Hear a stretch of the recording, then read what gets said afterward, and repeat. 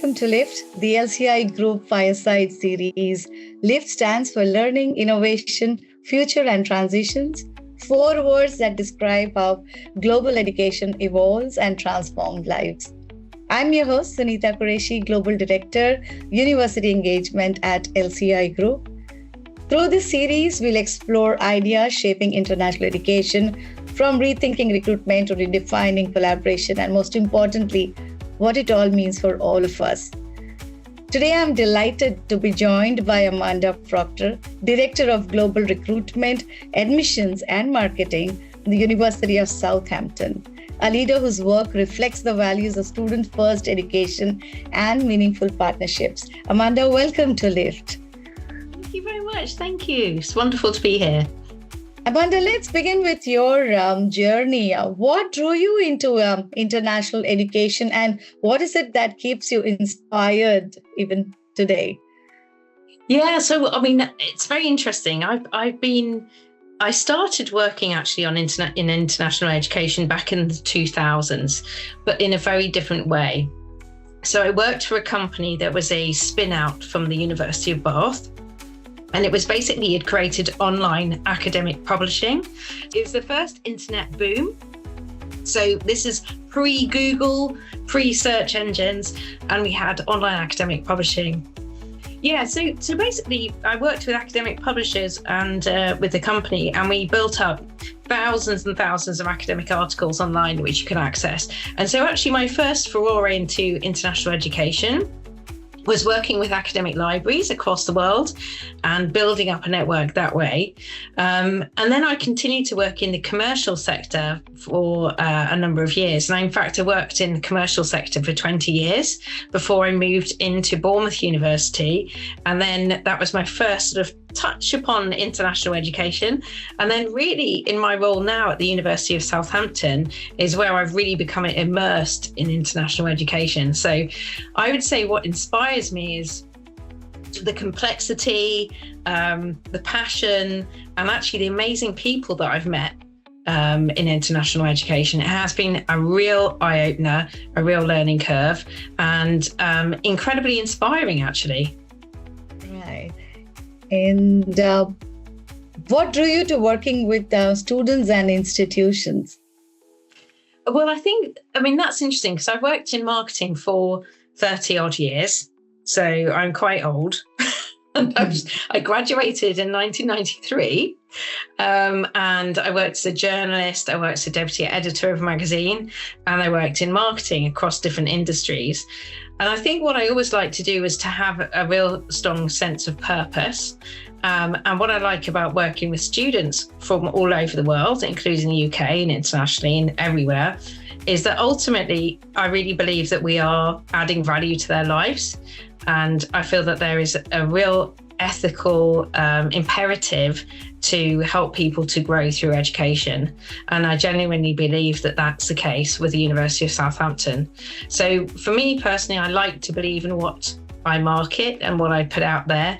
And that's very important to me. And education is definitely something that improves people's lives all over the world. That is so true. You've had such a rich journey, and that brings us to the L in LIFT, that's learning. Yes.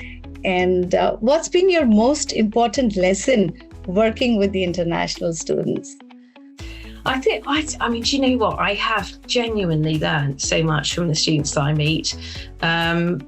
I'm very fortunate that I lead the International Scholars Reception at the university, and we have that every year where we meet all of the scholarship recipients, and they're just so incredibly inspiring because they're just incredibly academically bright for starters, but also, the journeys that they've taken to come to Southampton are quite incredible. And their sort of bravery and their confidence and, just their lust for life, actually, you really learn from. So I think what I've learned more so is that every person is an individual, which I know sounds very obvious, but sometimes people get very much put under some sort of a group heading, UK students from China, students from India, but everybody is an individual. So I think you just engage and talk to someone and listen and learn from someone as a person, and everyone can give you something different. So I've just learned from everyone that I've engaged with. It's the best time really is doing the types of activities where you get to meet students, and then you remember what you're here to do. No, that's true. I mean, there's so much that we learn from students, and I think every student is special and they leave a lasting story with us. Yeah, they do. Yeah. I mean, young people in themselves, they're just so, they think very differently. Young people have always thought very differently to people who are older, such as myself. And they just have such potential, and I just think it's a privilege to be involved in helping them deliver that potential. I mean, that spirit of learning is leading us naturally to the I in innovation. So what changes or innovations in the HE sector excite you the most? I mean, this is a place where I think there are constant changes, we're always, looking at something new and innovating something different.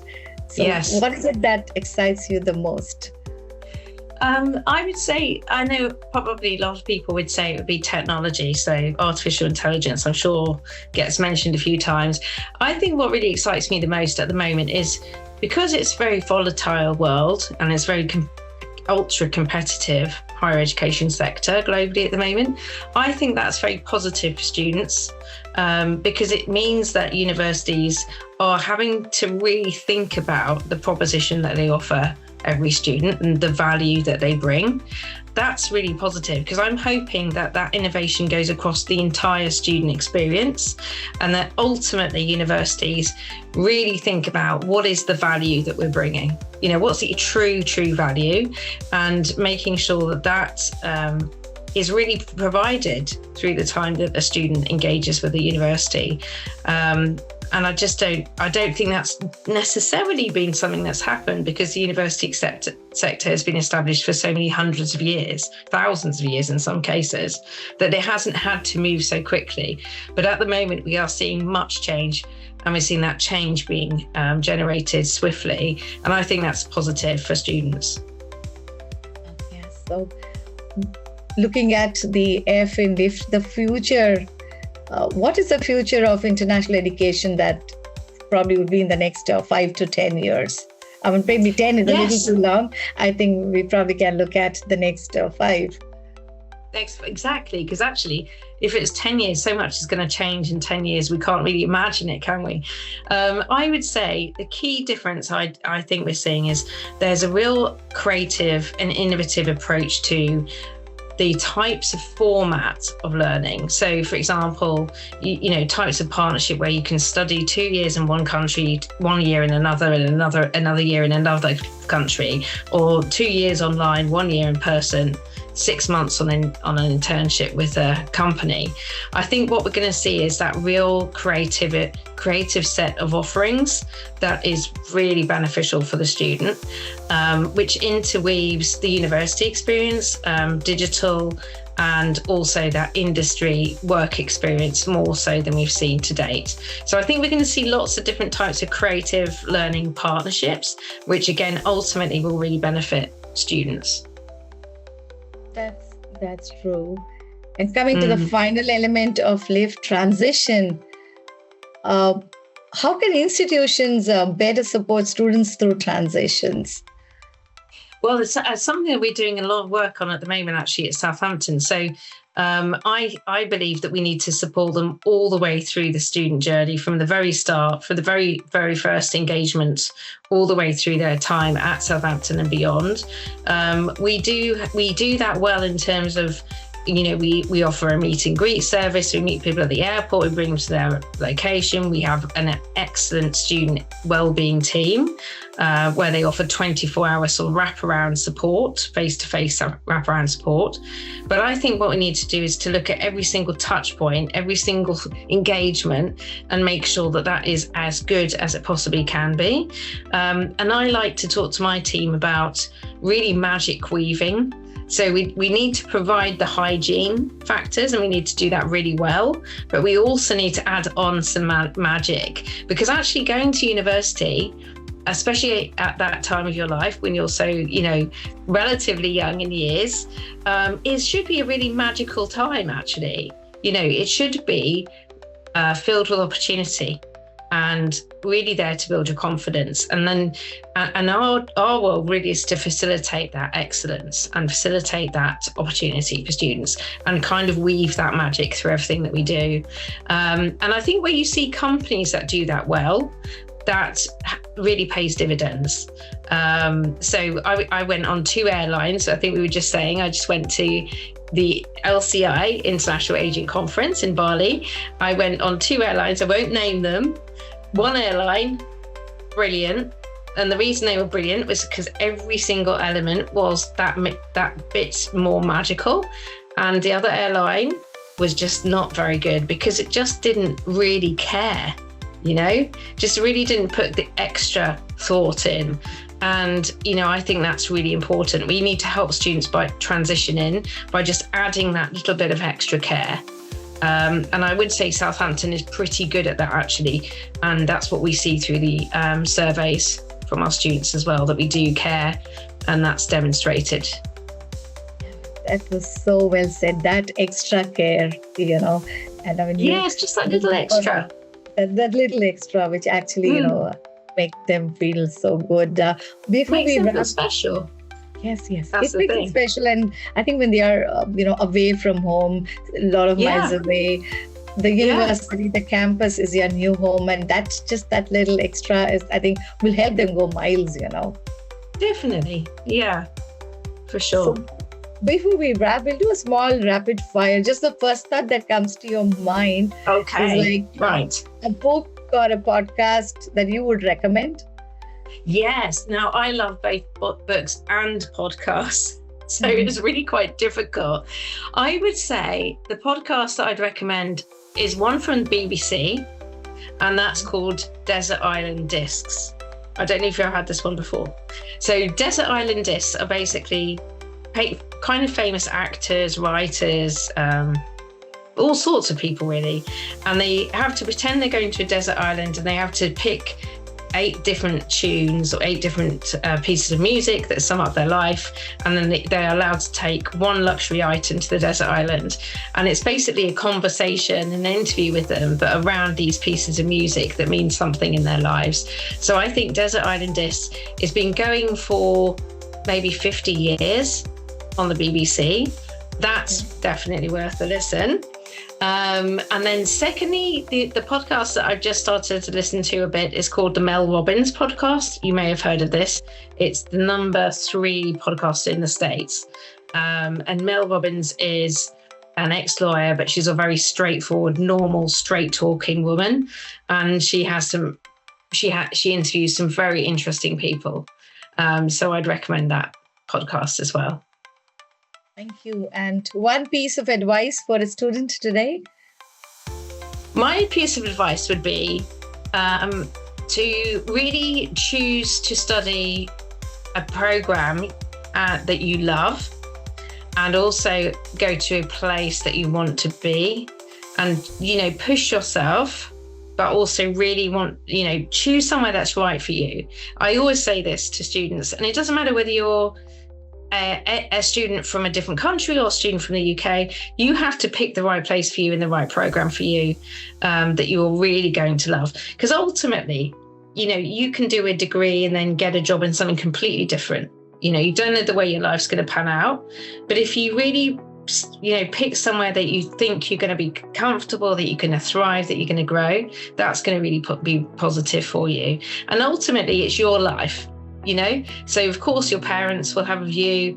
My parents had a view. In fact, I went where my mum wanted me to go, because she cried when she went to Royal Holloway, because it's a beautiful old building, and I was the first in family to go to university, and she saw it and she cried because she was so proud. And that's why I went there. I shouldn't have gone there because I didn't have a good time. But I went to make my mother proud. I would say, this is 2025. You have to choose something, and try and choose something that's right for you, and please your parents at the same time, if you must. Right. And one myth about international education that you'd like to burst? Okay, yes. Well, I would say a myth is that universities just want to recruit students for student numbers' sake. I would say at our university, we work very carefully with the faculties on what numbers of students we need to recruit and we want to recruit. But ultimately, I do think the experience that you get in university, if you go to a good university that has excellent research and works with industry and has excellent education, you really can't better it, because that's where new knowledge is formed. Genuinely, this is where new knowledge comes from, the university environment. So I would say, have faith in the university concept. It is really positive. If you pick and you go to a good university anywhere in the world, it will be a real positive experience for you. Thank you, Amanda. That was brilliant. And I think thank you. Many of us listening will relate to this balance between strategy and care and the marketing approach. Today's conversation reminds us that meaningful partnerships are not just built on transactions, but on trust, shared purpose, and a deep commitment to students. To everyone watching, thank you for joining us. Stay tuned for more conversations in the Lived Fireside series, where we'll continue to explore learning, innovation, and future transitions shaping international education. Amanda, thank you so much for joining us today. Thank you so much for having me. I really appreciate it. Bye, Amanda. Goodbye. Goodbye.